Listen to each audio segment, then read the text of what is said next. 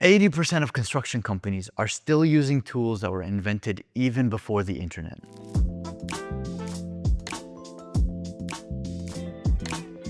We help construction companies to track and monitor the progress of their construction sites. And there's a lot of manual work, so we automate 80% of it. I think the approach we took is quite unique. We started from the actual construction site. We didn't start with a solution. And we see a lot of construction startups that are doing amazing, but they've got robot dogs, drones, all this advanced technology, and then they bring that software into the site and they're talking to people who type on their keyboards with 2 fingers. So you might see a lot of funding from those companies, but not a lot of success in actually selling the solution. So I think the approach we're taking is we started with the most common processes, the most common tools that are used on site, and we built from there to start adding all these advanced technologies. So I actually started the startup with my father, and he's a professor in Canada at the University of Waterloo. He had an army of PhD students doing a lot of his research, and they developed a lot of really cool solutions, technologies, and patents and things like this. So when I was first looking at the journey, I thought, look at this cool product. I understood, the industry because I come from that background with SAP. So I knew that his product met a gap, and I was very excited about that.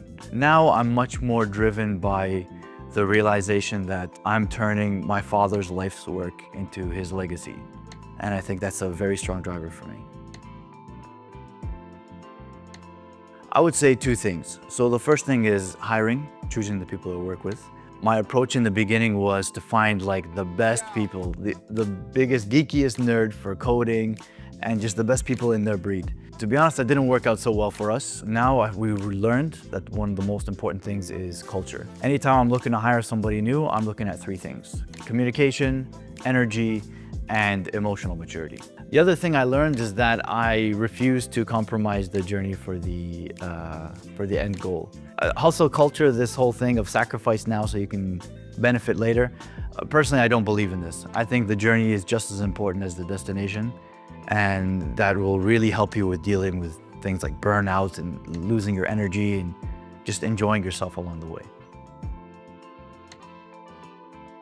One of the biggest decisions that we made in a tough spot was pivoting. This is actually like an emotional decision because you've invested all this time and effort and you really believe in what you're doing.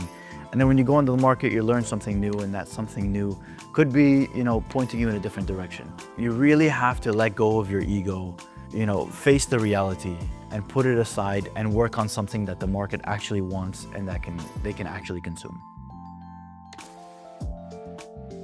I think the biggest validation we got was before we started building on, the new direction, we pitched it to construction companies.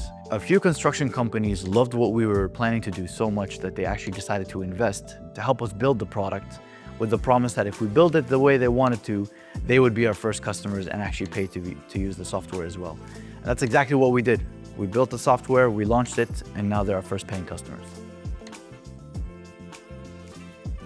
I hope my team sees me as somebody dependable, for sure, because it is a burden to carry people's livelihoods on your shoulders. It's a big responsibility and I take it very seriously.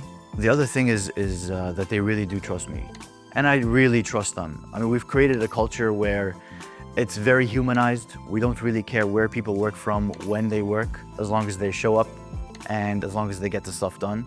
And when it works, when you're with the right people, ethical people, and everyone has the right energy, it's like magic.